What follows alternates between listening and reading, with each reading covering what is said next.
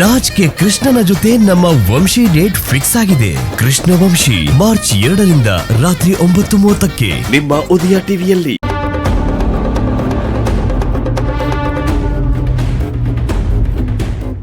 ಇವನ ಹತ್ರ ಬರೀ ವಿಡಿಯೋ ಸಾಕ್ಷಿ ಅಲ್ಲದೆ ಬೇರೆ ಏನಾದ್ರೂ ಸಾಕ್ಷಿ ಇದೆಯಾ ಅಂತ ಯೋಚನೆ ಮಾಡಿ ತಮ್ಮ ಮುಂದಿನ ಹೆಜ್ಜೆ ಇಡಬೇಕು ಅಂತ ತಮ್ಮಲ್ಲಿ ಕಳಕಳಿಯಾಗಿ ಕೇಳ್ಕೊಳ್ತೀನಿ.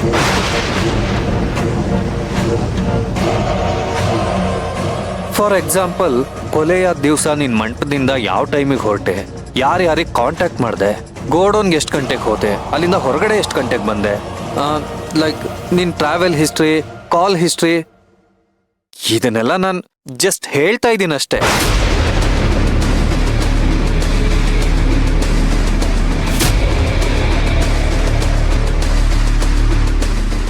ಹಾ, ಹಾಗೆ ಮರ್ತಿದ್ದೆ, ನೀನ್ ಸುಪಾರಿ ಕೊಟ್ಟಿದ್ದಲ್ಲ ರೌಡಿ,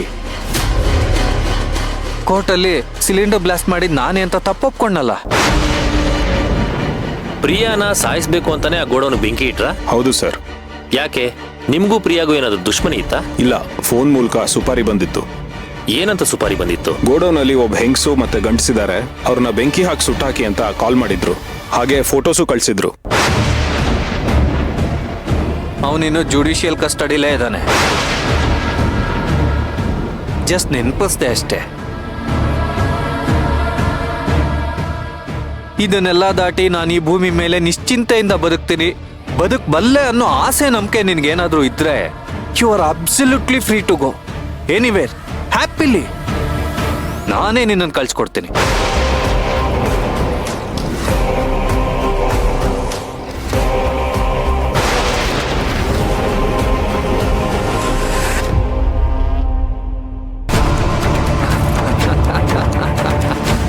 ಹೋಗಲ್ವಾ?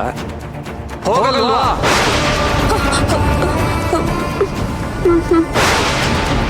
ಯಾಕೆ ಯಾಕೆ ಭಯ ಆಗ್ತದೆ. ಯಾರ್ ಭಯ? ಮಣಿದಾ? ನಿಮ್ದು. ಅರೆ, ನಾನ್ ನಿನ್ ಸುದ್ದಿಗೆ ಬರಲ್ಲ. ಪಾಪದ ಮೂಟೆ ಹೊತ್ಕೊಂಡ್ಮೇಲೆ ಅದನ್ನ ಇಳಿಸಿ ಪ್ರಾಯಶ್ಚಿತ್ತ ಮಾಡ್ಕೊಳ್ಳೋವರೆಗೂ ಪ್ರಪಂಚದ ಯಾವ ಮೂಲೆಗೆ ಹೋದ್ರೂ ಪಾಪ ಪ್ರಜ್ಞೆ ಅನ್ನೋದು ಕಾಡ್ತಾನೇ ಇರುತ್ತೆ. ನೆಮ್ಮದಿ ಅನ್ನೋದು ಮರೀಚಿಕೆ ಆಗ್ಬಿಡುತ್ತೆ ಅಲ್ವಾ? ಅದಕ್ಕಿಂತ ನನ್ ಕಣ್ ಮುಂದೆನೆ ಇರೋದು ಸೇಫೆಸ್ಟ್ ಜಾಗ ಅಂತ ಅನ್ಸಿ ನೀನ್ ಹೋಗೋ ಪ್ರೋಗ್ರಾಮ್ನ ಕ್ಯಾನ್ಸಲ್ ಮಾಡ್ಕೊಂಡೆ. Am I right?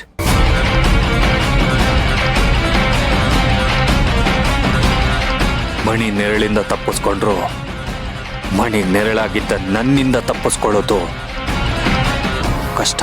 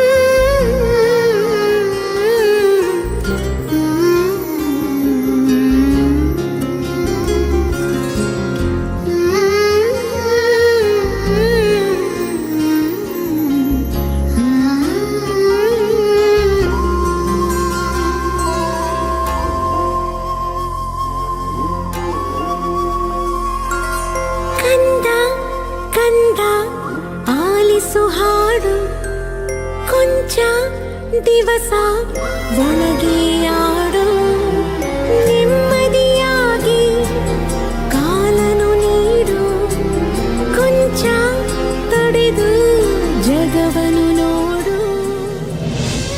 ಯಾಕೆ ದೇವ್ರೆ, ಯಾಕೆ ನನ್ನನ್ನಿಷ್ಟು ಪರೀಕ್ಷೆ ಮಾಡ್ತಾ ಇದ್ಯಾ? ನಾನೇನು ಆಸ್ತಿ ಕೇಳದ್ನಾ, ಅಂತಸ್ತು ಕೇಳದ್ನಾ, ಬಂಗಾರ ಕೇಳದ್ನಾ? ಪ್ರೀತಿಯಿಂದ ಅಮ್ಮ ಅಂತ ಕರೆಯೋ ಆ ಧ್ವನಿ, ಅದನ್ನ ಕೇಳ್ಬೇಕು ಅಂತ ಆಸೆ ಪಟ್ಟೆ. ನನ್ನ ಕರುಳಿನ ಕುಡಿನ ವಾಪಸ್ ಕೊಡು ಅಂತ ಕೇಳಿದೆ, ಅದು ತಪ್ಪ?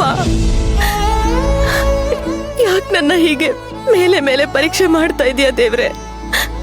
ಕೊಟ್ಟು ಕಿತ್ಕೊಳ್ಳೋ ಹಾಗಿದ್ರೆ ಯಾಕೆ ಕೊಟ್ಟೆ?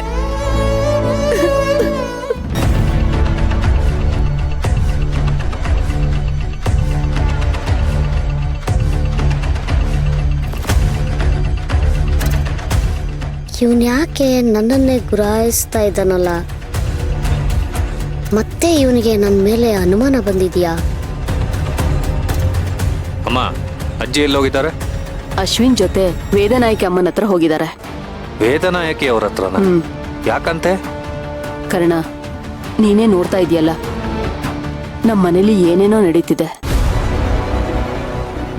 ಇದ್ದಕ್ಕಿದ್ದ ಹಾಗೆ ಯಶೋದಾಗೆ ಕಾಲ್ ಬಿದ್ದೋಯ್ತು. ಒಂದಲ್ಲ ಒಂದು ಅನಾಹುತ ಆಗ್ತಾನೆ ಇದೆ. ಅದಕ್ಕೇನೆ ನಮ್ಮ ಮನೆ ಗ್ರಹಚಾರ ಸರಿಗಿದ್ಯೋ ಇಲ್ವೋ ಅಂತ ವೇದನಾಯಕಿ ಅಮ್ಮನ ಹತ್ರ ಕೇಳ್ಕೊಂಡ್ ಬರಕ್ ಹೋಗಿದ್ದಾರೆ. ಮನೆ ಗ್ರಹಚಾರ ಸರಿ ಇದೆಯೋ ಇಲ್ವೋ ಅನ್ನೋದು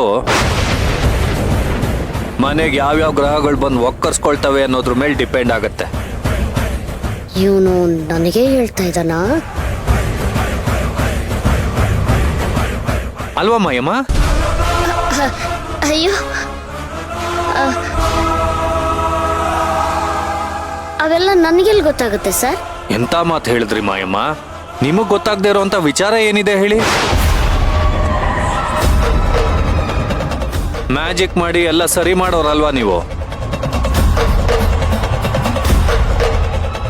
ಕರ್ಣ, ಏನೋ ಕಣೋ, ನಮ್ಮ ಮನೇಲಿ ಯಾರಿಗೂ ಗ್ರಹಚಾರ ಸರಿಗಿಲ್ಲ ಕಣೋ. ಒಂದಲ್ಲ ಒಂದು ಅನಾಹುತ ಆಗ್ತಾನೆ ಇದೆ. ಆ ದೇವ್ರು ಏನೋ ಒಂದ್ ತೊಂದ್ರೆ ಕೊಡ್ತಾನೆ ಇರ್ತಾನೆ. ಈಗ ನೋಡು, ಪಾಪ ಯಶೋದ ಮನೆ ತುಂಬಾ ಖುಷಿಯಾಗಿ ಓಡಾಡ್ಕೊಂಡಿರ್ತಿದ್ಲು. ಈಗ ಕೆಳಗಡೆ ಬರ್ಬೇಕು ಅಂದ್ರೆ ಒಬ್ರು ಸಹಾಯ ತಗೊಂಡೇ ಬರ್ಬೇಕು.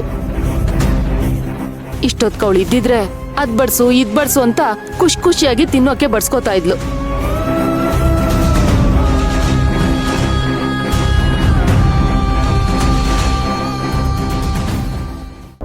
ನನ್ ಬುಡಕ್ಕೆ ಕೈ ಹಾಕೋ ಪ್ರಯತ್ನ ಪಟ್ರೆ ತನ್ನ ಖುಷಿಗೆ ತಾನೇ ಕಲ್ಲಾಕೊಂಡ್ಲು. ನನ್ನ ತಂಟೆಗೆ ಬಂದ್ರೆ ಇವತ್ತಲ್ಲ ನಾಳೆ ಕರ್ಣನ್ಗೂ ಇದೆ ಹಬ್ಬ.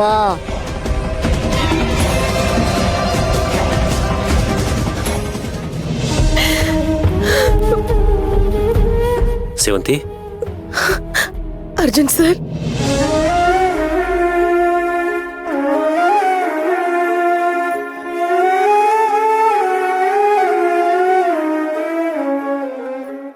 ಸಮಾಧಾನ ಮಾಡ್ಕೋ.